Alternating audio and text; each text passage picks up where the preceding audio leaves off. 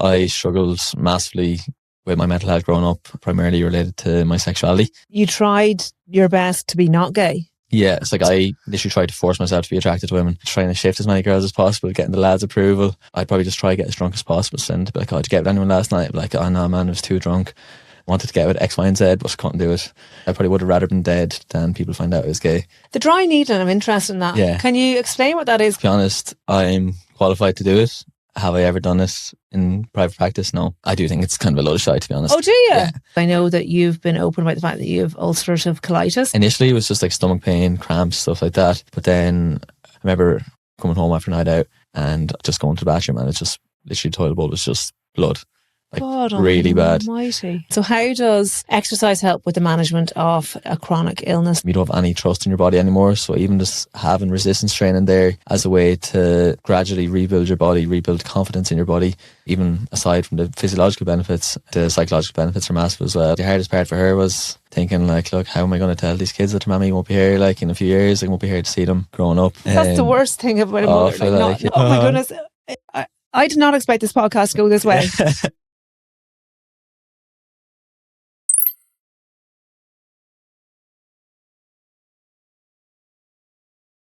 Okay, James, so happy to have you on the podcast. You were recommended to me by a doctor who was already on the podcast, Ailish Fitzgerald, yes, who is a breast surgeon. We had a great podcast talking about boobs. Anyway, this is a totally different podcast. We can talk about boobs if you want, but you're not really a boob person. You're more, you're an athletic therapist, which I want to know what that means, because I would have always thought it was physiotherapist, or physical therapist. So you can explain your qualification, what you do, and how fantastic you are, because you obviously are if Ailish has recommended you to me. So let's go straight into it. Thanks so much for having me on, Laura. So in terms of my background, athletic therapist, a lot of people don't know what it is. I was in a shop last week and I had a top on saying athletic therapist, and the shopkeeper was like, do you mind me asking what is an athletic therapist? I was like, funny you ask. Yeah. Prep for today. My undergrad was in athletic therapy and training in DCU, so it's a 4-year course, and it's basically a specialisation in musculoskeletal care, so injury rehabilitation, injury assessment of MSK, which is like injuries of bones, muscles, ligaments, tendons, and rehabilitation for that. So the name itself would make it sound like you work with just an active population or just sports teams, but very true. Yeah. I thought this man is just looking at the Irish rugby team. No, absolutely not. So we work with full population, worked with kids all the way up to the elderly, post-surgical care, everything like that. So the name is a bit deceiving, but yeah, I work with the full population. Okay. And what is the difference between you as an athletic therapist versus a physiotherapist then? There are a lot of similarities, and like the way a lot of people describe it is athletic therapists are very similar to sports physios in that sense, but again, it can be quite deceiving because we do work with the general population as well. So I describe physiotherapy as being a lot more broad. They cover kind of neuro, they cover cardiorespiratory, and kind of everything in between there. A lot of them work in hospital settings, but they can work in sports settings as well. Whereas we specialise just in MSK, so the musculoskeletal side of things. Okay. So we'd be considered experts in that area. But you don't go into hospital settings? No, although I think there is a place for us in hospital settings. I was just thinking, because you're not going to ortho. Orthopedics? Yeah, or like post-surgical care, there definitely would be, especially how overrun hospitals are in Ireland. I know the NHS are starting to hire sports therapists, which are kind of the UK equivalent to athletic therapists. But I think there definitely would be a beneficial role there. And like we do work with a lot of post-surgical care when they're released from hospital, because obviously they don't get adequate follow-up to get them back to the level they might want to be at, especially if they're people who are returning to sport. So we might see them from the week to get out of hospital until, however, say like if it's an Achilles injury, it might be 9 months. If it's like a meniscectomy in the knee or something, it might be quicker, but we deal with a lot of that population as well. So would someone go to you then, say, because they have an injury? Yes, okay, exactly. So again, it can be any sort of injury, anywhere from the toes all the way up to the neck. Like we'd see different things every single day. The most common things you'd probably see would be the likes of the lower back pain, neck pain in general population. And then the more sporting injuries, you'd be looking at knees, hamstrings, things like that. And do you get them up on a table and just feel where the pain is and assess the injury that way, and then give them exercises in order to strengthen the muscles, the tendons, the bones? Or how do you work? Nearly everyone who comes in, they're like, oh, this is not what I expected physio to be, because they're expecting to hop up on the table and me to use like my magic hands and fix them, but it's just not that whatsoever. the most important part for me is the subjective exam. So it's just chatting to the person, getting to know them, getting to know their history. How, like, it's very rarely like a one-off incident that causes the pain. Like, usually there's an accumulative factors. So it could be the person's lifestyle, stress, their job, so many different things that contribute to this. So like just treating the person as a whole. I do very little hands-on work myself. A lot of people do a lot of hands-on work for the actual assessment itself, the objective assessment. You'd obviously assess the area. So if it's a need, do an assessment. There's different like special tests you'd use. You'd examine range of motion, strength around the knees. So example, quads, hamstrings, calf strength, things like that you might assess. And then based off that, you'd come up with a differential diagnosis. Sometimes it's really clear. Like if someone had like an ACL injury in their knee, that might be like really clear. But then if it was something in the lower back, it's very hard to diagnose a specific injury in the lower back. So the majority of lower back pain is diagnosed as non-specific lower back pain. Okay. But people don't like hearing that. They like knowing exactly what's wrong. But if you give a specific diagnosis for a lower back injury, chances are you're talking about your arse, because 90% of it is non-specific. Okay. And even if you have an MRI, it's very hard to say what's actually causing the pain. Because I was going to say that, like, because I remember I had a shoulder injury. Goodness, it's coming up to a year now. And for 6 months, I just tried to put up with it. And I'm quite active, but it did affect my yoga. So I eventually went to a physio about it. That was the first time I've been to a physio. I did a podcast with him actually afterwards. Albert Keogh. Yeah, that's not how we met. Great. No. Great guy. But you're talking about the initial assessment and the non-handling of the person, because that's so interesting. Because that just struck me that he and I sat down and he was chatting to me for about half an hour, and I was like, what? Like, we're kind of shooting the breeze here. Like, what's literally a half an hour yap. Then he assessed the shoulder, and then he gave me exercises to help me with it, and it did, but it took time, and I didn't realize that when you're injured, you automatically compensate for the injury by not doing first of all, it's painful to do the exercises that you would have normally done, and as a result, your muscles, your tendons weaken, so it makes it more difficult then in the long run. So it's a good idea when you're injured to go and get seen to as soon as possible, I'm presuming, yeah? Oh, 100%. If someone goes to a GP with lower back pain, it's a very old-fashioned model. They might just be like, bed rest, lie down on a hard floor for 3 weeks, take 3 weeks off work. But here's an anti-inflammatory and off you go. And a lot of the time that's absolutely the worst thing you can do, taking complete rest. That just deconditions even further, increases fear avoidance around movement. They'll be told not to bend over, they'll increase fear around that. Their brain will perceive that movement as bad, and then it just increases the risk of chronicity as well, becoming a long-term thing. Okay. It's like chronic lower back pain is one of the biggest issues in terms of like costs. I'd say it's the reason why. So pain management obviously is huge in pharmacy, particularly like if we were talking about like non-prescriptions, just OTC management of pain would be quite a big business, as in, a lot of people will come in for it. And apart from say, your headaches, your period pains and that, I'd say back pain would be 100%. the vast majority of the pain that you're treating with, I suppose, your OTC, paracetamol, ibuprofens, and then codeine when necessary. Yeah. And people can become addicted to the codeine then, and it kind of is this vicious cycle. So it is, chronic back pain is hugely underdiagnosed, I suppose, and over-medicalised, as in like over-treated with medicines rather than physio. Am I right? Yeah, but even in that, I think the treatment of it in physio is very poor too. Is it? Controversial, James. Let's start bitching about the physios. Not physio. I mean, like athletic therapists as well. I mean, like private practice in general. I love it. A bit of controversy. Yeah. There's mad stirred upon now. That's it, yeah. But no, like they go to somebody and they're given like massage, mobilizations, everything, and that can help a little bit with like short-term pain relief, but that puts the onus on the therapist then. So then they get a little bit of pain relief, they're like, okay, that person knows what they're doing. It gets worse again over next week, they go back to get that pain relief again, so they're relying on that person instead of rebuilding tissue capacity, rebuilding strength around the area, like having the confidence to go about their daily life, to be able to pick something up off the floor. So they're like avoiding things in day-to-day life, but then they're going back to get that little bit of pain relief, and the cycle continues. Obviously the therapist is making money because that person's coming back every week, whether it's for dry needling, massage, mobilizations, all these hands-on techniques, just very little evidence that they actually do anything to help long-term. Okay, so they help acute pain, so pain in the immediate sense, but the dry needling, I'm interested in that. I got that done once after I had a baby, and I had awful glute pain. I was like, sure, feck it, I might as well try it. Yeah. Can you explain what that is? Because it's it's a big long needle going into your muscle to kind of form a nerve twitch or something. Yeah. How did you find it? Did you enjoy it? Not really. No. No, I didn't. I didn't like the look of a big long yoke going into that area. Oh, be careful. But I in certain settings, I like long yokes going into certain areas. Okay, but it was also so it went in and my muscle twitched. Yes. And I suppose your mum was like, "Oh, does that feel better, or that will feel better?" And I suppose I wanted to just be a good patient and say, "Yeah, it did," but it probably didn't really. Yeah. No, to be honest, I'm qualified to do it. Have I ever done it in private practice? No. Okay. I do think it's kind of a load of shite, to be honest. Oh, do you? Yeah. I'd never use it. I do think any effect it's gotten from it, it's so variable. Like some people like it, they use it, like runners of tight calves and stuff, like getting dry needled.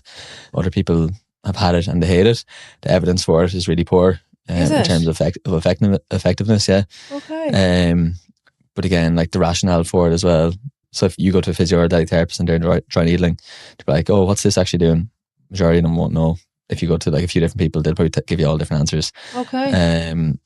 So like they and again, just been issues with it before as well. So the insurance for it now, it's gone a lot more expensive because there has been cases of pneumothorax from it as well. People not knowing their anatomy properly and puncturing people's lungs from doing it. Again, it's quite rare, but it is obviously a risk as well if you're doing it in the mid-back area.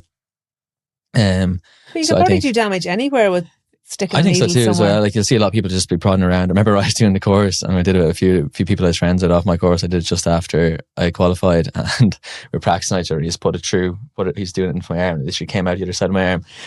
So I was like, if you don't know your anatomy, which a lot of people don't after college, like they don't know their anatomy as well as they probably should. I think there is risk to do some harm as well. Yeah. But again, if you're going to like a qualified professional who knows what to do and they should have good knowledge of it, and some people swear by it, but I do think there is a massive placebo element to it. Okay. If you see a big needle going into your leg and you see a muscle response, like that's going to do something in your brain that's like, oh, that's helping me. That's going to help like the feeling of tightness or like pain go away. Mind over matter is amazing, isn't it? What the placebo effect is massive. Yeah. Even if you're told something and you believe it, like chances are it might change a bit of brain chemistry there. Yeah, that's mad. So they come to you, you assess them, but you don't manhandle them too much. You do like a diagnosis from just speaking to them about their life and their injury, etc. And then what follows on from that? We'd make a treatment plan then. Sometimes you might need more hands-on than others, but like it's not essential either. During COVID, there was a lot of like online assessments as well. So that just kind of showed that you don't particularly need to use hands-on to help people. But yeah, after diagnosis, the education part for me is probably the most important. So educating the person around is setting realistic expectations. Some people will come to an athletic therapist or a physio expecting to be fixed within a couple of sessions, but for a lot of people that can be months to years before, like for example, you've probably seen people in pharmacy with frozen shoulder. That can be a long recovery. Same with the likes of, say for example, OA in the knee. What's OA? Osteoarthritis. Again, so common. Can cause disability, but the education around that is so important. People think if they have wear and tear or osteoarthritis in the joint, they're destined for poor function and pain, but like that's not always the case. And there's so many people that have OA that don't even have any symptoms. And I suppose if someone has OA, regardless of what baseline they're at with the OA, if they put their mind to it and do try whatever exercises that someone like you might show them, are they more or less guaranteed to benefit in some way from that, rather than just staying the same?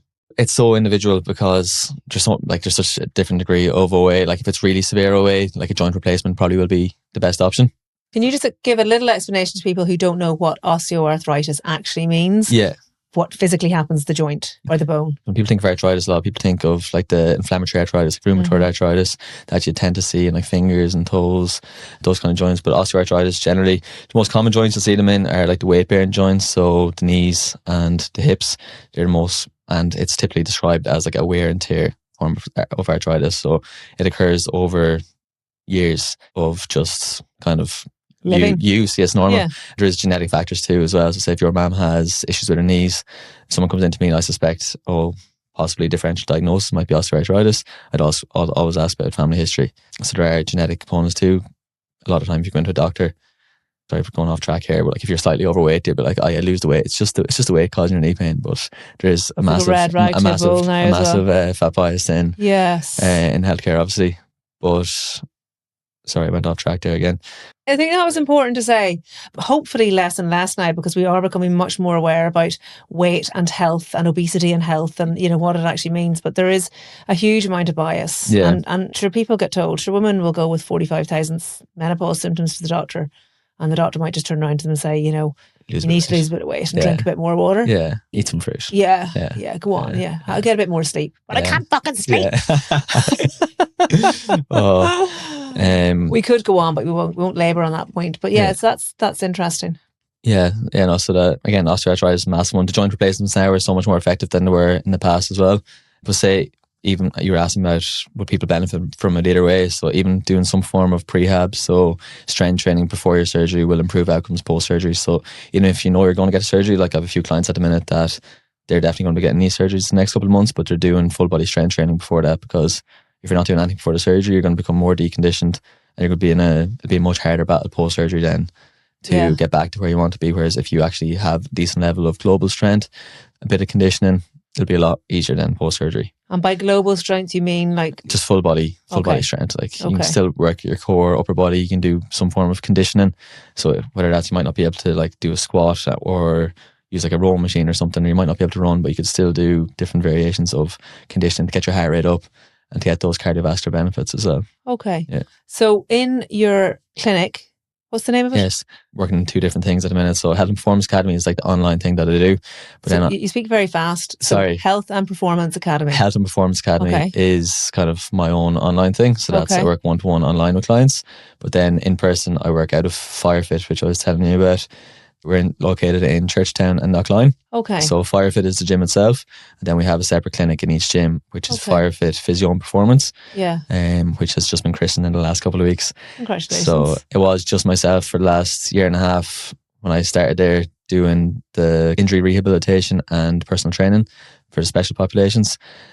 But we've hired someone then a couple of weeks ago. She's an athletic therapist, but also physio. So she's joined the team now to work from both locations as well. Wow, that's brilliant. Yeah. Congratulations. And that's why I was asking, in the clinic setting, there's a gym there, is there? Or there's weights that you show people how to actually do these strength training and conditioning exercises? Yes, so the location, the FireFit location in Churchtown, there's a big area, there's like 4 racks and there's loads of different equipment. And so we go through like full, pretty high level resistance training in there. And then the one in Knockline, it's a physio room, but there's equipment in there, but then we have access to the gym as well. And how do you ensure, are your patients good at doing what you tell them? Depends on the person. Generally, when someone comes into me initially, I'd never give them any more than 3 exercises. Yeah. The reality is humans are lazy as fuck. Yeah. Like I didn't even do my exercises with my physio. I knew Ellie didn't. Yeah, I could tell when you were telling me. I was like, she definitely didn't do her exercises. I did not do my exercises. I just, because they weren't exercises that I normally do. So then he actually, what happened was, and the third time I went back to, he goes, I said, I just don't know. I just can't do them because I like to do what I do. Yes. So he actually just, he asked me what I normally do. And then he just said, well, okay, instead of doing your shoulder press, you just reach up a bit higher. So he was actually just manipulating the exercises for me. So I'd actually do an exercise that was going to benefit me. Yeah. So it's interesting, isn't it? So things like that, like habit stacking works really well. Yeah. So like, a lot of people, realistically, those exercises, a lot of them are really boring. Like you don't really want to do them, but like if you want to get better, like they're obviously going to be beneficial. But say, for example, if your normal routine is go to the gym twice a week, I'd just try and incorporate a couple of exercises between the exercises that you're already doing, or habit stacking. So say if someone had an ankle injury, they needed to work on their proprioception and their single leg balance. Explain what proprioception is, please. So proprioception is like your brain's awareness of joint in space. So it's affected after injury. So if you injure a ligament in your ankle, when you're walking, your brain's connection to your ankle is not like, so you're more likely to go over on your ankle again after injuring it because the connection is kind of inhibited a little bit. So trying to regain that after injury, you might get somebody like, oh, just when you're brushing your teeth, stand on one leg for 20 seconds. And it's easy to remember. It doesn't add any extra time to the day. And the standing on one leg, I just did a post about it last night, actually. That's why I brought it up. So explain the importance of being able to stand on one leg. Yeah, so single leg balance is so important, especially you talked about it in the related to aging. So as you age, we know that our bone density reduces and our muscle mass is reduced as well as our motor output, our strength and stuff too. So having the ability to stand on one leg is really important. I think it's more of a correlation rather than a causation. Though similar to, you've probably seen the studies on grip strength that the stronger your grip is, the lower your risk of all-cause mortality. Mm-hmm. But that's not saying that if you just work on your grip strength every day, you're going to live forever. Yeah. That's related to your global strength and how you are as a person. So the single leg balance is really important because your risk of falls is going to increase as you age as well.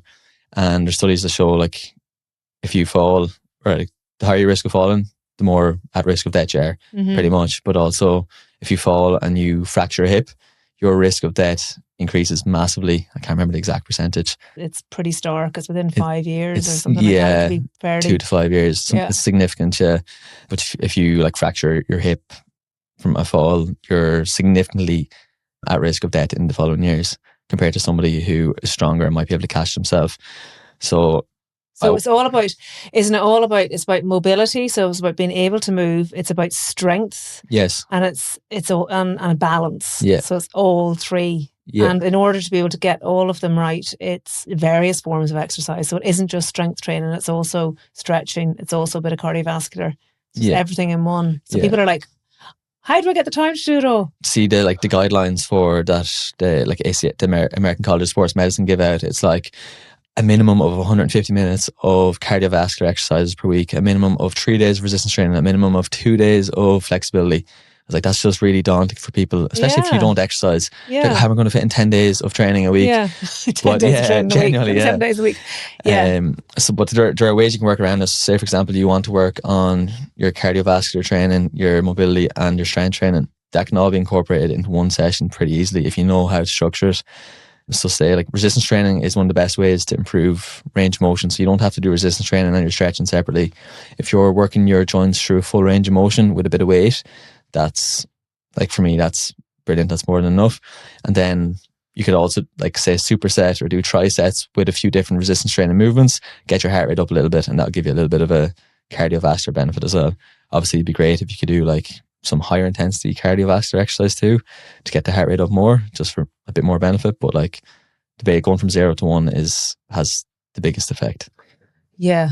And can I just ask you, do you have any recommendations for people that are listening and say they don't necessarily want to go and join a gym? Yeah. They don't have the time or the means to. Are there online classes that people can just do for either free or for a small payment that will show them how to start? Again, so many people don't want to go to the gym, and I don't blame them for it as well. Like the gym environment, it can be intimidating. It adds more time to your day, especially if you're really busy, you have young kids. Yeah, like, I mean, it can add an hour to your day, getting easily, traffic. So I just hit the online, I do an online YouTube session with this girl called Caroline Gervin up in Belfast, or up the north somewhere, and she's got a real wee Belfast accent, and every time she starts it, she goes, let's go. And I actually feel she's my best friend, because I more or less like 4 times a week do one of her sessions, and it's great. And I just have dumbbells in my house, so I got them over COVID because I couldn't go to the gym over COVID. I was going batshit crazy. I need to exercise in order to feel happy, and she's great, and it's free. But I suppose I am familiar with how to work out, because I've worked out for years. So someone starting out might find, one long half-hour session daunting. So how would someone who does not know how to lift a dumbbell properly without injuring themselves, where do they go? In terms of resources online, like there are like videos that teach you on YouTube, like how to do a squat, how to do a push-up regression, so like a push-up against the wall for upper body strength. But what I find works well, say for example, my mother, she's big into cardio. Like she walks every day, she swims nearly every day, she cycles nearly every day. But the idea of weight training for her was absolutely foreign until a couple of years ago. But she had a bit of a health scare a couple of years ago, and she lost like so much muscle mass. So I was like, right, you need to fucking start doing some weight training. Yeah. So I did with her, literally just gave her 2 exercises to work on every second day. So she was just doing, so we had a couple of dumbbells and a bench at home from COVID, as most people do. So she was just doing a goblet squat with like 3 kg, and then she was doing like a dumbbell bench press lying down and pressing up. And then she did that, say like 3 times a week for like a couple of months, and like just made it part of her routine. And like the benefits she got from that was like amazing. But then we added one more exercise to that. So then she was doing 3 exercises a day. And then now, like a couple of years later, she's still doing 4 exercises a day, 3 to 4 times a week. So the benefit like she's getting from that, like, and is she increasing the weight every so often to kind of get that resistance up? Yeah. So like, my teenage boy says to me, "You're still lifting 12.5s, mum." Like, I mean, you need to increase that to 15, or you're not going to make any gains. And I'm like, I don't really care about gains. I just want to care about strength. But is that true? If you keep lifting the same weight, that you're not really the benefits flatline. Yeah, like your body does adapt to the imposed stimulus, but like if you keep lifting the same weights, it's probably going to be enough to maintain where you're at. Okay. But ideally, to increase muscle mass and increase strength, you will have some form of progressive overload. Okay. So that could be through increasing weight. So you could add on 1 kg every couple of weeks, or that could be through increasing reps. So you might do 1 or 2 extra reps at the end of your last set. But it could also be if you don't have access to more weights and you don't really want to do more reps, you can increase time under tension. So say for example, if you're doing a squat, you're just flying through them, you could count 3 seconds on the way down. So it's going to increase the tension on the legs as you go down. That'll make the reps harder overall. So there are different ways makes so much of sense. manipulating the exercises. Okay. So that'd be like the eccentric portion, the lowering, the lengthening of the muscle. Yeah. You slow that down, that'll make the exercise harder overall, and that can help with muscle hypertrophy then as well. So building muscle. And I think it's so important as well for people to understand that you don't start at, the highest weight, or you can't feel, oh Jesus, she's lifting 10 kg and I can only lift 3. That's terrible. It's, you're going to give yourself the benefit from actually picking up that 3 kg weight and doing it. And the most benefit will be from the 3 kg to 8 kg maybe that you're doing it. And then it's just about maintenance, isn't it? Rather than trying to lift the heaviest weight and potentially putting your back out. Yeah. 100%, yeah. Like unless you're training for something like a competition, but for the majority of people, general population, it's just about getting those health benefits, building a little bit of muscle, building the strength, and just having confidence in movement and being able to be independent as well. Can we talk a little bit about chronic illness and chronic disease and how moving your body can actually help with that? Because I know that you've been open about the fact that you have ulcerative colitis. You might explain to our listeners what that is, yes, how that has affected you in your life, and the benefits of exercise for any type of chronic illness. Yeah. I was diagnosed with ulcerative colitis. I'm 27 now, so I was diagnosed 10 years ago. Such a baby. Oh my goodness. Like, I'm nearly 20 years older than you. That's crazy. You don't look it. You can stay, you little charmer. So I was diagnosed 10 years ago when I was 17. But before that, realistically, I probably had symptoms maybe. So I diagnosed after my leaving cert, so I probably had symptoms since before junior cert, maybe 3 years of symptoms. Like I went to A&E multiple times during school with just really bad stomach pain. Did you find certain foods aggravated, or was it just really bad stomach pain? My teenage years were complex. I went through a lot of them and starved myself almost. Like I had, it's like I would have been like a little bit overweight until I was 15. And then after that, I probably lost about 3 stone in the space of a few months. Due to this illness?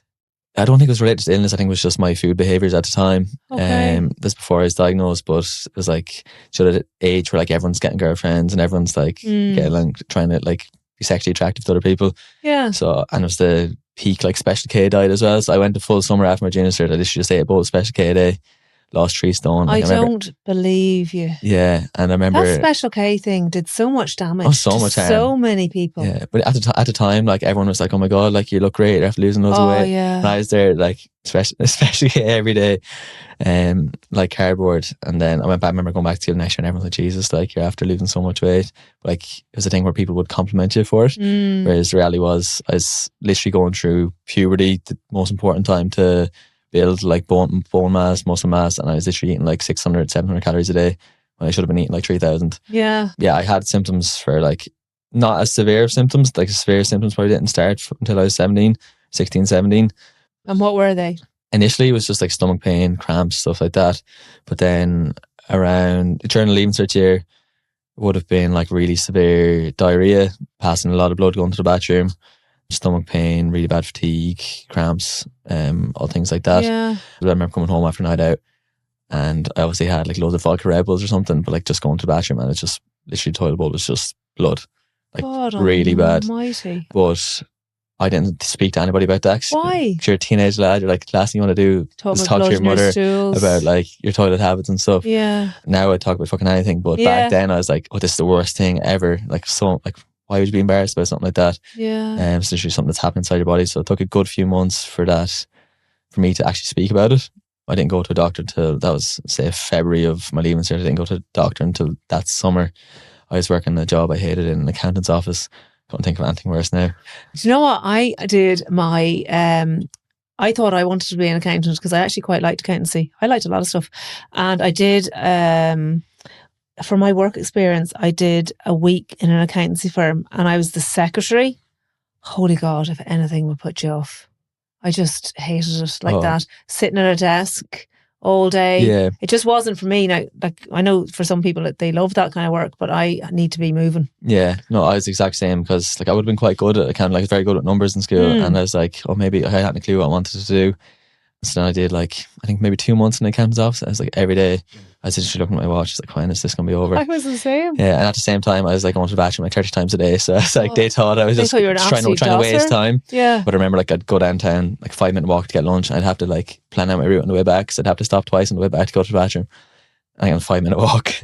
When did you eventually tell people that this was happening to you? Is that I was around that time as well. It's like, I think my mum was worried at the time. I was like, geez, you look shook. And I told her, and then I went to the doctor, and the doctor like examined me, and he's like, oh, I think you might have ulcerative colitis. She was like speaking a foreign language to me. I was like, no idea. I remember leaving the doctor's office so upset, because I looked up my phone. It was like a lifelong condition. The first thing that comes up is like it increases the risk of cancer and stuff like that. But you know, when you look up Google, I know. I was given no education, no support. He's like, so I think you have this lifelong condition. Off you go. Bye. Yeah. So I hadn't a clue what the story was then. It took ages to get an official diagnosis. Had to go for the whole colonoscopy and everything. Have you ever had the pleasure of getting one? I have not, but I know many people who have. Jealous, yeah. They're lovely. Totally. They're lovely experiences. I'm very envious of that. Do you want to explain what that is for people that don't understand what it is? So colonoscopy is basically when you get a camera up your rectum into the bowel. But prior to getting it, don't you need to like completely clear your system out? Don't remind me. Yeah, so the day before, the prep is absolutely the worst part. So you have to drink this awful horrid liquid the day before. I think it's about 4 litres altogether. Yeah. So basically just clears your whole system out. Yeah. And then you get to scope the next day, basically just to see everything that's going on inside you. It might take a little bit of a sample. If you're lucky enough, you get to be awake during it as well. Which is, were you awake for it? Yeah. Okay. Which is really fun. And it's actually so uncomfortable. Yeah. But yes, that and stool samples are the way to diagnose either Crohn's or colitis. So. And they found that it was UC. Yes, it was diagnosed with ulcerative colitis then. And how extensive was it? Yeah, it's really bad at the time. Okay. There's different classifications. Like, I'm not an expert on it, so I won't go into the classifications. But it was fairly bad at the time. Like, at that time, I was probably going to the bad. Like, I was in my first year of college, and I was probably like, my lifestyle was terrible as well. Like, I was so unhealthy in terms of food I was eating. I was probably drinking 4 or 5 times a week, which obviously probably the worst thing you could do for it. But then I was also going to the bathroom about 30 times a day. Like, I couldn't keep food down whatsoever. Like, quality of life just wasn't there. I took ages for that. I dropped out of college my first year as well, after first semester, because I was like, I just had no enjoyment in it whatsoever. I was like, I need to get this under control. So I did. It took a long time, trial and error of different medications to actually get it under control and be at a point where I was able to like sustain a decent quality of life. Okay. But then I went back to college the following year. Then I was up and down for a couple of years, and then I had a pretty good period for a couple of years, a couple of flare-ups, but then the last 2.5 years, thankfully, I've been in pretty much full remission. And do you know what caused the flare-ups? Was it stress or? It's hard to say. Like, they don't know exactly. There are triggers for it. They don't know the causes of it either. Like, there's a combination of environmental and genetic factors, but they don't know exactly what causes it. For myself, I know kind of what triggers it. Like, high life stress, I feel all my stress in my stomach. So high life stress, like major stressful events. It's funny, like, a lot of the time, so you might have something really bad happen in January, but that doesn't mean you'll get the flare up in January. It might not happen until June. So like, it usually happens after the really stressful event. Wow. Okay, so it's almost like your body remembers it. Yeah, your body does. I think your body holds the score, the famous saying. I know, but also maybe it's because during the stressful events, your body knows that it has to get through it. And then once it finally, it's like, you know, when you have a really, really busy time in work and you're just go, and then you go on holidays and you get sick. Yeah. Because your body's just letting go. I think it's when your nervous system just calms down, then like it finally comes on. Like, so whenever I do, or whenever I had a flare up, I usually just get like a high dose of steroids for a couple of months, and then that usually helps. For some people it doesn't help them, unfortunately, but for me, I've been lucky enough in that the medication I've been taking until now has been effective. So what are you on? So I take Pentasa, Mesalazine, which I'm sure you're well familiar with. Oh yeah. And did you ever need to go on a biologic, or did you try any of the biologics, like the Humiras or anything? No, I tried 7 or 8 different medications initially at the start, and Humira would have been the next call after this one, but thankfully this one worked. Yeah, that's great, isn't it? Yeah, lucky. So you've been 2.5 years in remission. 2.5. What year is this? Yeah, I said 2.5, 3 years maybe in remission. Okay. Yeah. And do foods trigger it for you? Do you have to avoid certain foods, alcohol or anything like that? Yeah, so foods, like I definitely do have a lot of like food related triggers, but like not triggers as such that would like put me back into like a major flare up, but triggers that would just cause me a lot of discomfort and pain. Like I'm happy enough to say like I haven't had any like some form of like diarrhea or anything in the last 2.5 years, which like for people that have ulcerative colitis or Crohn's, I know I have a few friends that have them, and like that's the one thing that like I can manage the pain, but it's the like constant urge to go to the bathroom that's just like would ruin your quality of life. So food related triggers. I do drink, not near as regularly as I used to, thankfully, but when I'm drinking I stick to spirits because they just agree with me better. Beer and cider, wine, they all like, absolutely they're kind of pro-inflammatory though, aren't they? I think like all the histamines and stuff in wine, the yeast and stuff in beer just seem to have a really bad effect on me. Really high fatty foods or like deep fried foods like chippers, Chinese, those kind of foods just tear my stomach to pieces. For some people onions can be really bad, but I find if they're like chopped really finely, I'm okay with them. Interesting. Green veg, the thing that you think could be most helpful for you, can be a massive trigger for a lot of people as well. Okay.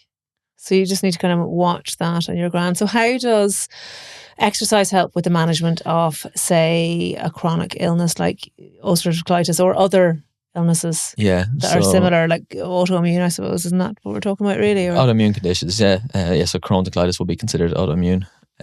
So like I think there's such a role for exercise in the management of any chronic conditions. Obviously every chronic condition is so individual the way it affects people. Like you could have colitis, I could have colitis, but I could be fine and you could be bedbound. So like it does affect everybody so differently. I'm lucky enough now that I'm at the point where my lifestyle is in place that I can manage it fairly well. But in terms of the disease itself, like a lot of autoimmune conditions, you're going to be, medications can have side effects, the likes of long-term steroid use that can really negatively impact your bone density. A lot of the time people are not going to be as active as you would be if you didn't have the condition, so that in itself will impact bone density, will impact muscle mass. So people with Crohn's, colitis, a lot of autoimmune conditions are at risk of sarcopenia. So what's sarcopenia? Low muscle mass as you age. Sarcopenia, also like sarcopenia related obesity is massive now as well. It's like really high fat mass and low muscle mass as well, which is like the worst of both worlds. Which is just like the perfect breeding ground for metabolic disease, really. Because we know a higher muscle mass can reduce the risk of developing metabolic disease as well. Like, don't muscles help to increasing muscle mass can help to reduce insulin resistance? Yes. But isn't it that your muscles actually use up the glycogen? Isn't that how it works? Yeah, so like your muscle does store a certain amount of glycogen. The more muscle mass you have, the more glycogen you can store. Yeah, so in terms of like having a higher muscle mass can help reduce the risk of developing metabolic disease, the likes of diabetes, obesity, cardiovascular disease as well as you age, which obviously can be really beneficial. But also in terms of self-efficacy is massive in people with autoimmune disease. Like my self-confidence and so many other people I know who have chronic conditions are going to be at a rock bottom.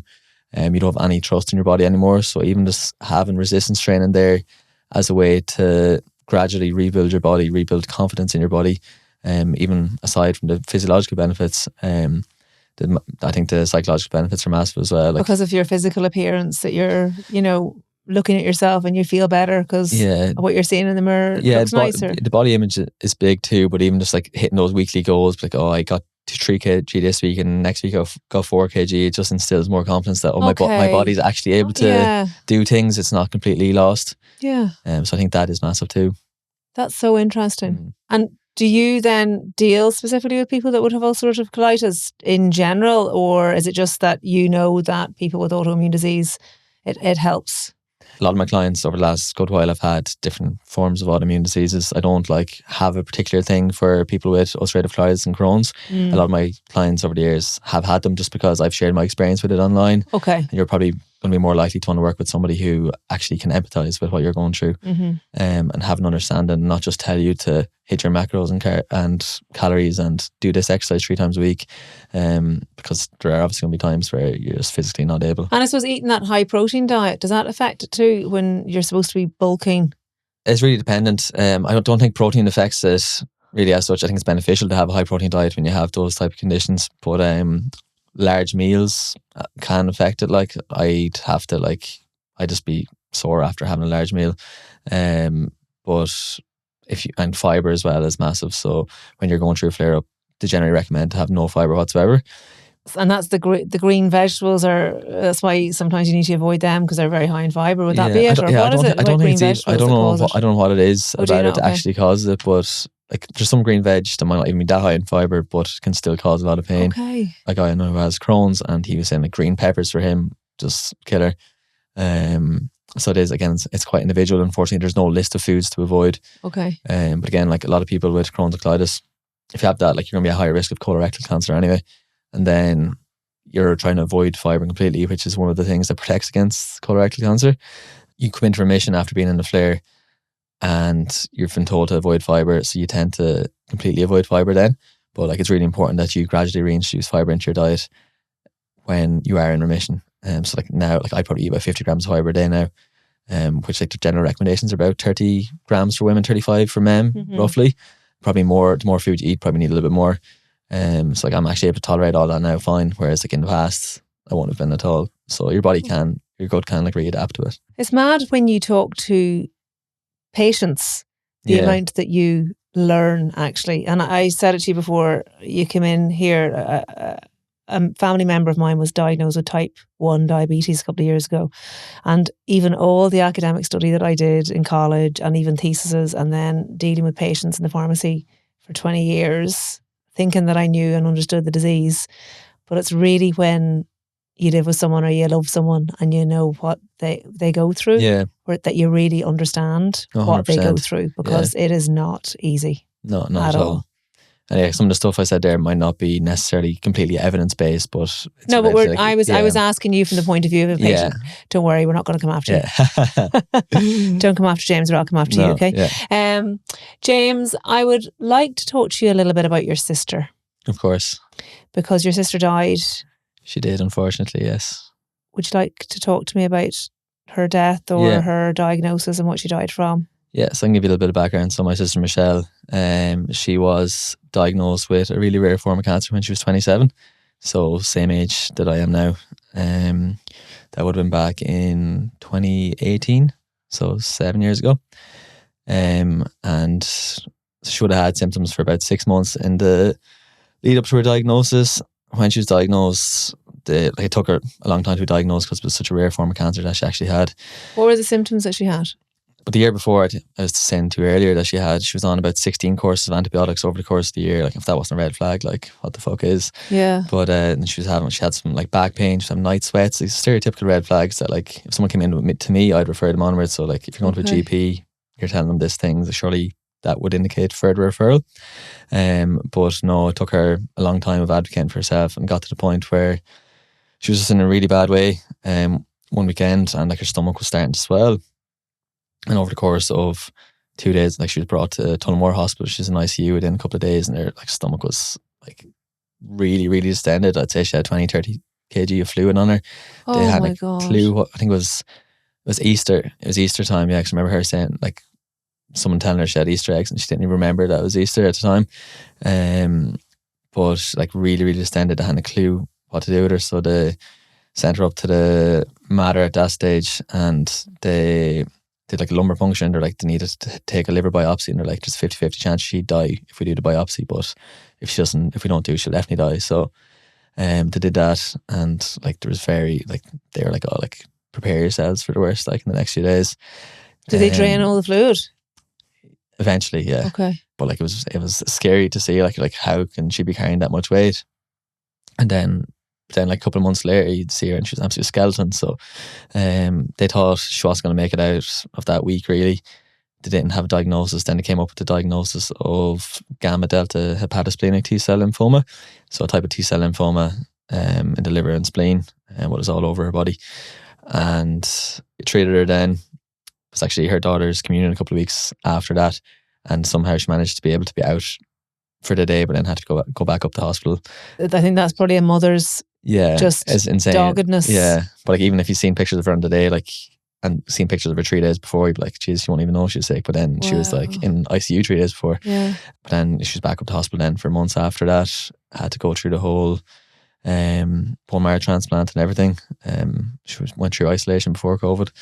She was pretty much given 2 weeks to live, and she lived for nearly 2 years afterwards. So I suppose lucky in that sense, but also extremely unlucky that just out of nowhere, look, here's the terminal diagnosis.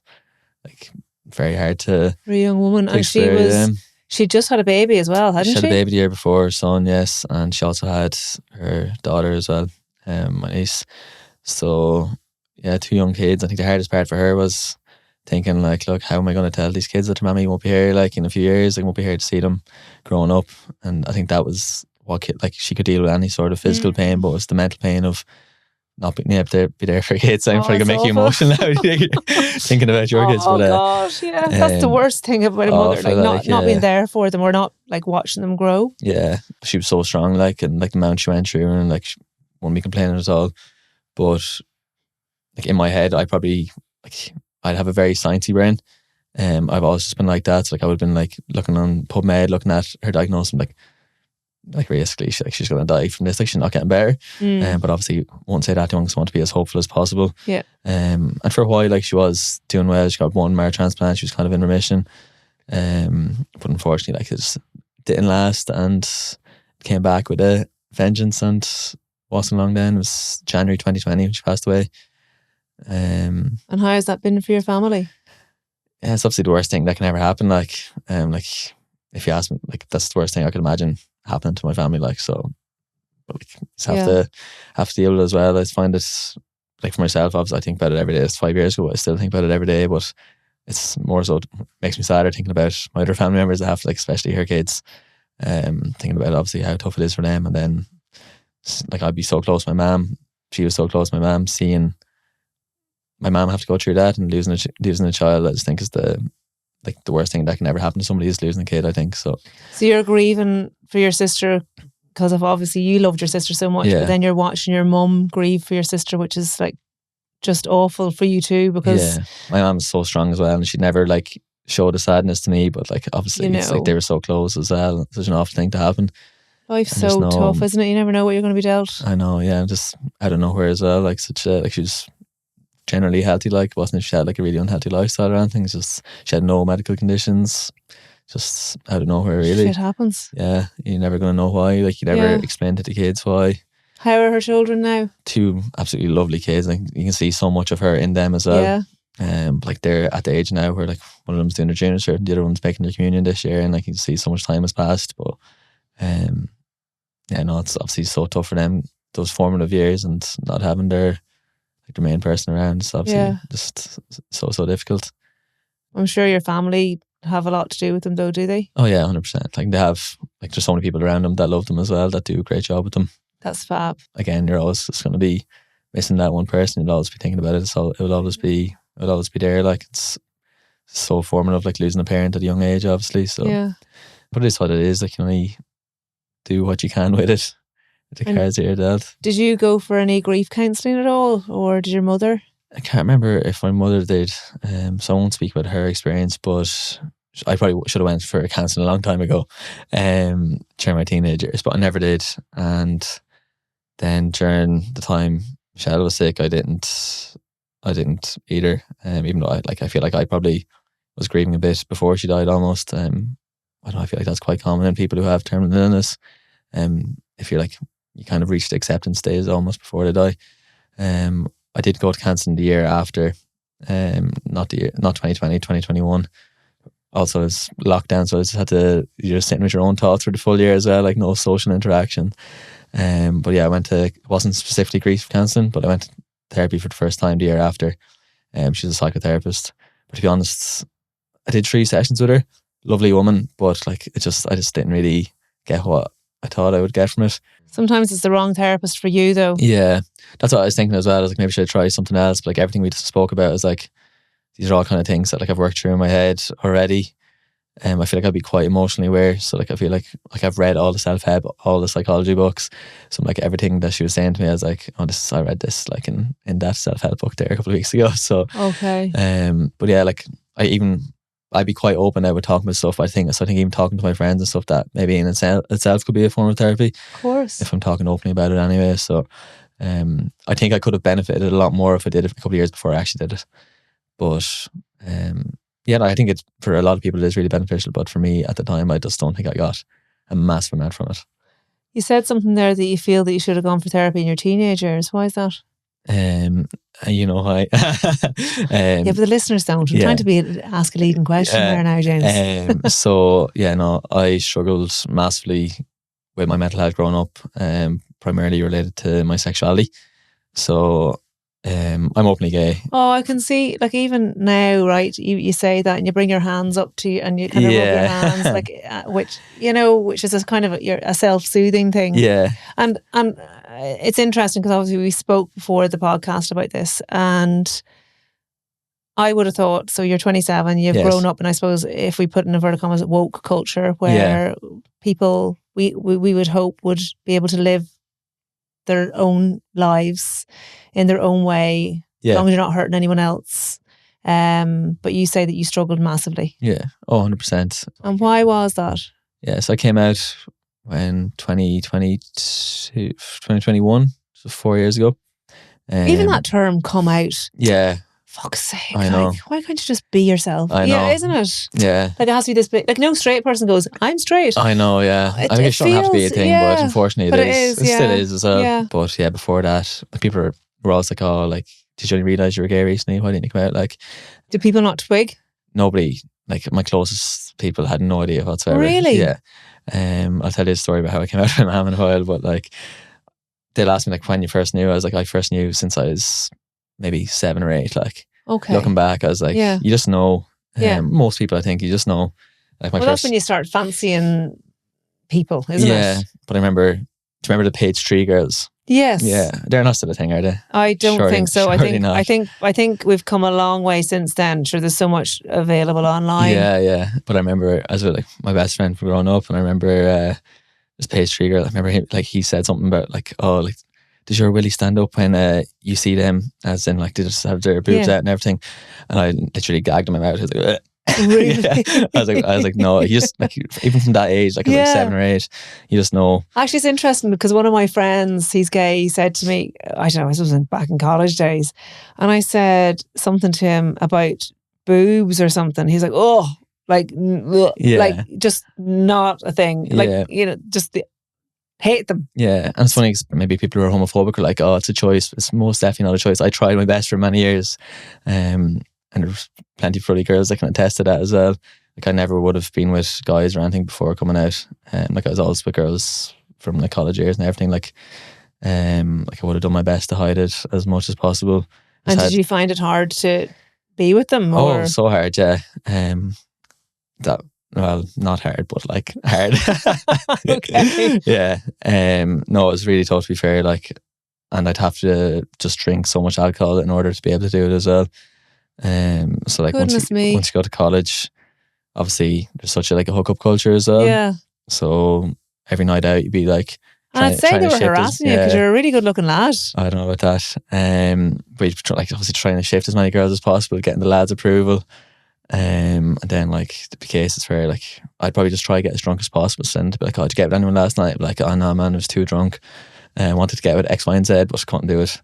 So like, you'd use alcohol to like hide it. Were you having gay experiences during this time? No, not at all. And were you? I didn't even consider it, like, really, because I was so afraid if I did.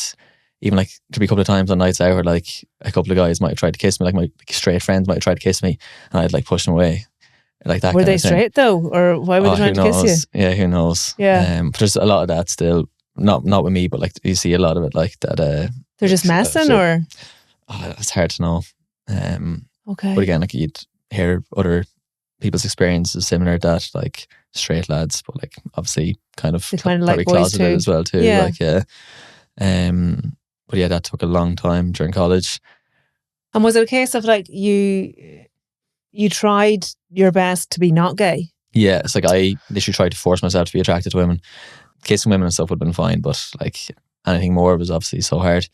You kind of just had to be at the right level of drunk to like, you weren't able to think about it too much, but then like you weren't so drunk that you weren't able to do anything. Because even the thought of trying to become attracted, trying to be attracted to even a man that I don't like, that I'm not attracted to, would be difficult. No, really difficult. It's awful, like trying to like force yourself to be attracted to someone. But like, I feel bad for them as well, because obviously you're not attracted to them. But there's so many marriages that are like that. Oh, like, there's lots of men out there that are married to women that And they're gay men, and like a lot of people put the blame on the gay man in terms of like, oh, it's so selfish. But like back then, like I wasn't considering it being selfish. I was considering being like, I need to change. Like I need to be attracted to women. Like I'll be able to marry a woman and have kids with a woman, kind of thing.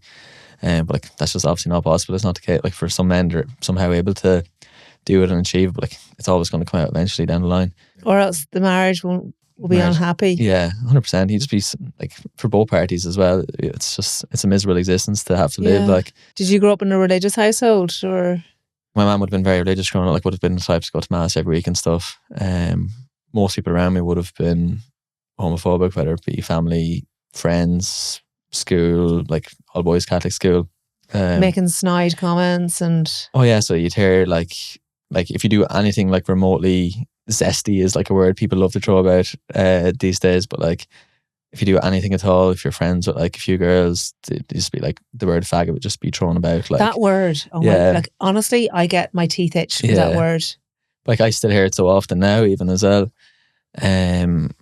But yeah, obviously, like when you're hearing that as a young lad every day, and there's a negative connotation, it just really reinforces that internal shame. Like it makes you hate yourself so much. From like, why am I like this? Why am I like this? Like, and did you ever have, like when you were growing up, did you have a friend of yours that you fancied or that you loved and that was unrequited? And did that ever happen to you? There would have been like guys that I'd be like maybe have a crush on, but then if I even started to, I'd be like in my own head being like, no, like I'd somehow be able to like just be like, no, I'm not. So I tried to just like not be. But again, like it's a very hard thing to do, especially like all the hormones at that age and stuff as well. Yeah. Have to redirect them to poor unassuming women instead. Oh. But yeah, no, it's obviously it's an awful thing to have to go through, and I think for a lot of like obviously such high rates of male suicide in young people, and I do actually think that obviously not all of it, but like I think a large percentage is because of struggles with sexuality. I have a couple of friends who are like working psychiatric hospitals, and they're like, James, like the amount of married men that are in psych wards that are gay but won't tell anybody, because it does literally eat away at your brain. And I was like, to be honest, if I didn't come out, I wouldn't be here now.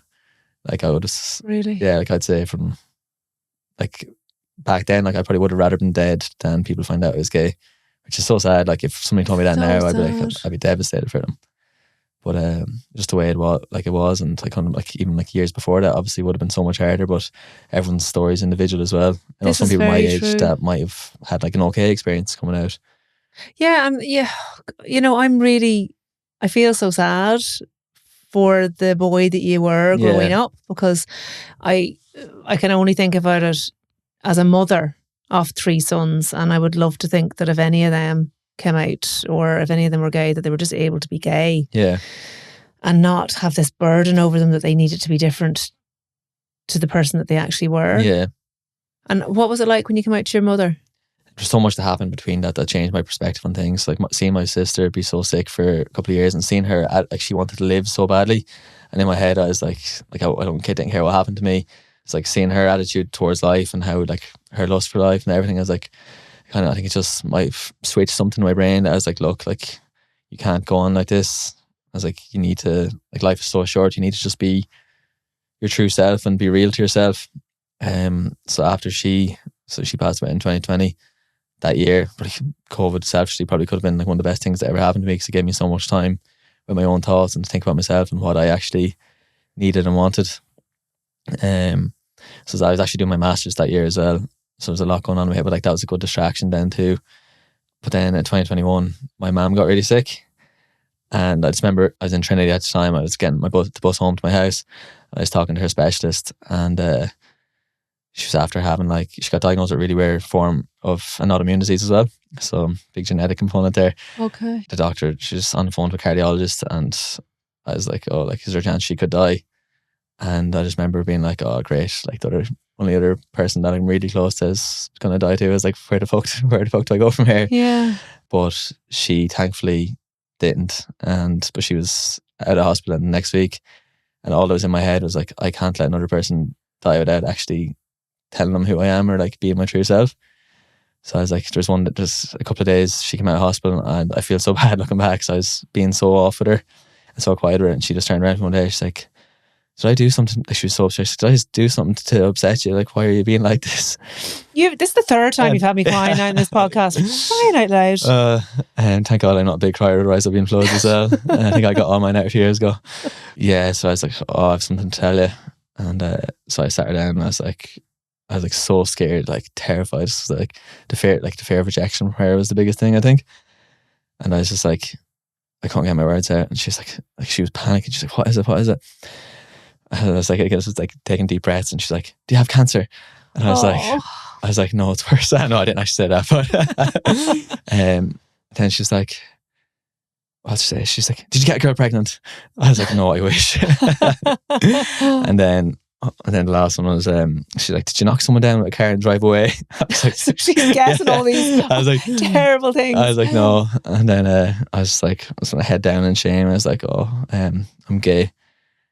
And in front of her, I couldn't have had a better reaction. She's like, why didn't you just tell me? And then I think she was just so upset that I wasn't able to tell her. Oh my goodness. I did not expect this podcast to go this way. You're like, do you want to talk about being an athletic therapist? Oh my goodness. Yeah. It's just, I'm putting myself in the position of you and of your mum and then me with my own children. And it's just like, and the fact that you'd built it up to be this big, massive, awful thing in your head and it wasn't. So like in fairness, like the minute I told her I had came out to 2 friends before that.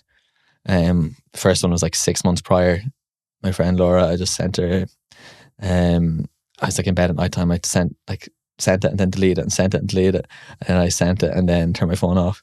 But like it's this big, I have it on my phone. So like it's sad, but like funny looking back now that like I thought that she'd actually care. I sent like this big, massive, long, it's like 5 paragraphs long about like that. And then at the end it's like, I'm actually gay. So she was the first person I told. But like for me that was so big because it was like once I put it out there, I can't take it back. Yeah. So I told her and then I told another friend 5 months later. And then I told my mum, but once I told my mum, that was a game changer. Like I was like, it's just wheels come off. I've never felt as light in my life. Like it's like I still obviously like struggled with it a lot for a little while after that. But like once that happened, I was like, I just felt so free and everything after that. And do you still struggle with it a bit? 99% with like happy out. It might be the odd time where I'd like have a little like moment where like somebody makes a comment around me that doesn't know I'm gay or like talks about gay people in a negative way around me, not knowing that I'm gay, that I'm like, oh, for fuck's sake. But once I came out to my mum, there was a few other people that like I struggled to come out with, or I was afraid that like of their reactions. But there probably are like a few relationships that I don't really have anymore because of it, but are also like way more that I'm just so close. Like I never had, I feel like a proper like deep friendship or like relationship with a family member beforehand because I just always held back so much. Whereas like anybody who talks to me now is like, geez, like you're so open and everything. You talk about anything now, which like I think is obviously really important. And have you had any nice relationships since you came out? I'm actually in a 3.5-year relationship now, which plays. Oh Jesus, yeah. You're like a lesbian. I know. So yeah, no, I met my partner like 3 months after I came out. So we've been together since. Yeah. Okay, and is he lovely? He is, yeah. And is he in the game that you're in? As in the athletic? I thought he meant being gay. I was like, I hope so. No, he's actually the reverse. Yeah. Is he in athletic? No, he's completely different, yeah. Okay. Yeah. And can I ask you what it was like to be gay in the type of job that you're in? So obviously it's very science, very, the athletic physio, you're in the gym, you're working out, and one would think that it's quite hetero dominated. Yeah. Maybe that, I hate the word toxic masculinity, but maybe a bit of that. And I suppose you're probably in an environment where maybe gay jokes are just being lobbed around all the time. Yeah. So I'm sure that didn't help. No, I think there's like, it's so, again, multifactorial. There were so many things growing up that just didn't help whatsoever. But like the change room environment, like I stopped playing sport young enough, and I think a big part, the reason was the change room environment and how homophobic it was. Because it is in Ireland, the locker room environments are so homophobic. Can you tell me what that means? Because just to give an example of the homophobia that goes on in locker rooms. Yeah, so say for example, like during my course I would have worked with a lot of like male like GA teams and stuff, and like you'd have the bed like set up in the locker room, but like every couple of minutes you'd hear like gay slurs thrown around, like oh man, you're some faggot, like that kind of thing. And like it might not even be from people who are actually dislike gay people, but like it's just such a normal part of their vocab that like they think it's perfectly fine to say it, and like they're like, oh, there's nobody gay around, it's fine, but like they don't know who is gay and who isn't. And like I obviously wasn't out at the time when I was working on any of these teams, but in fairness, it's probably part of the reason why I don't work with teams as much. And in fairness, there are so many teams now that I think would be perfectly fine to work with, and I'd happily go back and work with them. But like at the time when I was uncomfortable with myself, I was like, I need to take myself out of this environment, because if I don't, it's just not helping me. It's making it harder for me to accept who I am. And do you think that in that male-dominated environment as well, where you probably might have to work on a man in terms of touching them and that, and they knew you were gay, that they would be negative towards you because of that? Would that be a fear of yours, or do you think people are way more open-minded? I'd hope not for the majority of cases, especially like anyone who's remotely educated. Like, it shouldn't be an issue. If you're a professional, like, why would you care? Like, when I go to a GP, I don't think doesn't mean you're going to hop on them. Sexual orientation. So I think that'd be fairly idiotic. But I do remember before I came out, I was living with somebody, and he said something about like, he's like, oh, if I went to a gay physio, my friends would rip the piss out of me or something like that. I just remember in my head being like, oh Lord, that's just another thing I have to worry about now. But no, to be fair, it's not something I really consider. Like, any clients I've had are always, and that, not that like I tell my clients my sexual orientation, but I obviously have spoken about it online too. So I'm like, but again, if somebody is homophobic, like, I don't really want you as a client anyway. So of course, tell me about your online. Someone accused you of gay baiting. Oh, yeah, gay baiting, yeah. So again, like, I initially just made TikTok to start last year just for sharing professional content. So even my Instagram until last year was just injury rehab and stuff like that, like injury rehab and like stuff, like tips and tricks for like building strength around your knee and things like that. And then I did a Q&A that somebody asked the question. It was like tips for a gay man with anxiety going to the gym, because he feels uncomfortable and reminds him of the locker room environment growing up, and he feels like it's like a homophobic environment. So I just did a video reply to that and posted it on TikTok. I posted on my Instagram stories. Nobody said anything on my Instagram stories, and then posted to TikTok. It's a different world on TikTok. It is freaking wild. Terrifying. It's all the anonymous accounts. I know, and the comments they make. Oh, wild. They're gas. They've no filter. You don't see half the comments either, because then you know yourself, you have to down the review as well. Yeah. But then I posted that, and there was primarily like a positive reaction to it, but like nobody knew at that stage that I was like gay, apart from like my friends. Like, not that I kept it hidden, but I just didn't speak about it online. And there's so many comments accusing me of gay baiting, being like, oh, like, why are you doing this? Like, you're clearly not gay and stuff. So what's gay baiting? Straight men who try to get the attention of like gay men for extra followers, like a straight man like taking his top off, pretending to be gay to try and get like more reaction to their video from gay men. I know a few of them. Oh yeah, 100%. Yeah. There are plenty of them. So you got accused of that. So I just did a video response then. I was like, I remember being so nervous. It was like coming out all over again, because I was like, you're putting yourself out on this platform that you're like, you don't know what the response is going to be like. But I just did a video response to that question, then just replied to it being like, well, like, just so you know, I actually am gay. Not that like I need to talk about it or explain it, but like, and then I just like talked about it a little bit after that. And then the response to that was massive. I'd say so. But like, the fact that got a couple of 100,000 views, me literally just saying that I'm gay, obviously just shows like what a surprise it is to see like somebody that is into like what I'm into, like just being openly gay. There is still like so many gay people I know that might be openly gay, but they still have like embarrassment and shame associated with it. So I think for myself, that was actually therapeutic in a way, to be like, fucking detach everything, just be like, look, I don't give a fuck. And you're helping other people. If you don't probably like it, then that's fine. So I did like a bit of a series then after that, just talking about different aspects of like being gay and common struggles and stuff like that. And as I was saying to you, like the amount of straight men from like rural Ireland that play gar, that play sports, that said to have girlfriends, and like your video helps so much, but like I'm in the closet and I feel like I'll never be able to come out because my family, my dad, my parents are so homophobic. I just want to like be normal. That whole like be normal thing. What's that, eh? Yeah, who the fuck is normal? No one. I'm not normal anyway, I tell you that. Nobody is. And then, so yeah, like it still is rife in Ireland. But again, like it's just society, I think. Yeah. God, I'm really glad that we had this conversation. Yeah. I think it'll really help people. Hopefully. You made me cry 3 times, you bugger. It's impressive. I'm telling you. They've probably done the same with girls in the past. Let's say. One thing I wanted to ask you that I was interested about, that I heard you talking on a podcast before, you do some teaching. Do you?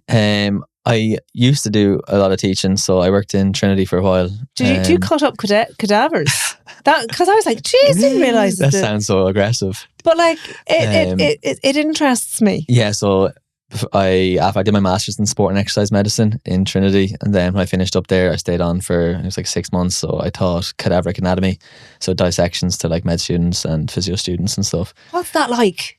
It's strange at the start. Explain to people what cadaver is in case they don't know.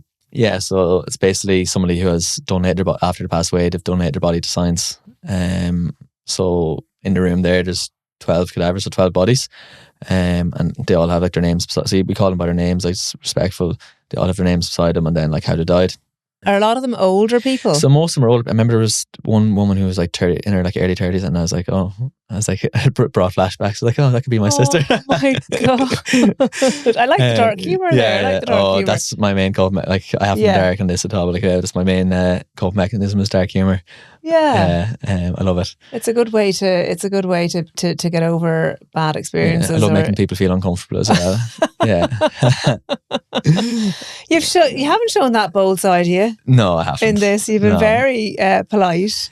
So, what's it like to cut up a cadaver? Is it an awful smell? The formaldehyde? The formaldehyde, yeah, like it is. It's a strong. I remember you're asking me about my partner. Like one of our third date, he met me like outside the cadaver. I was like, I'm so sorry. I smell. And he still took you on. It must have been love. No, there's something about it that I'm like, it kind of just puts life in perspective as well. As like at the end of the day, like we're all literally gonna end up like this. So it's like, again, just makes life seem so short. But like we're literally we're all just this at the end of the day. Yeah. So like for me, like actually I really enjoyed, or like I wouldn't do it as a career, but like I did really enjoy doing it, and I think it like put things into perspective for me a little bit as well.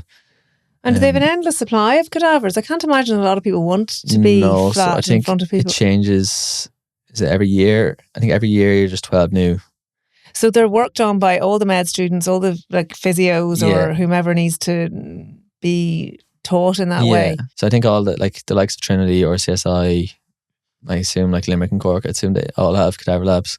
And are these people, how do they preserve the bodies? I know like they put them in formaldehyde, but then they're not like floating in formaldehyde. No, they're just on tables. But it's whatever they're pumped. I think they're pumped with formaldehyde, I think. Yeah. Stay fresh then for whatever amount of time it is. But obviously like you dissect different. So like you might, week 1 you might dissect like from the shoulder down to the elbow, and then week 2 might be here to here, and then week 3 might be there to there.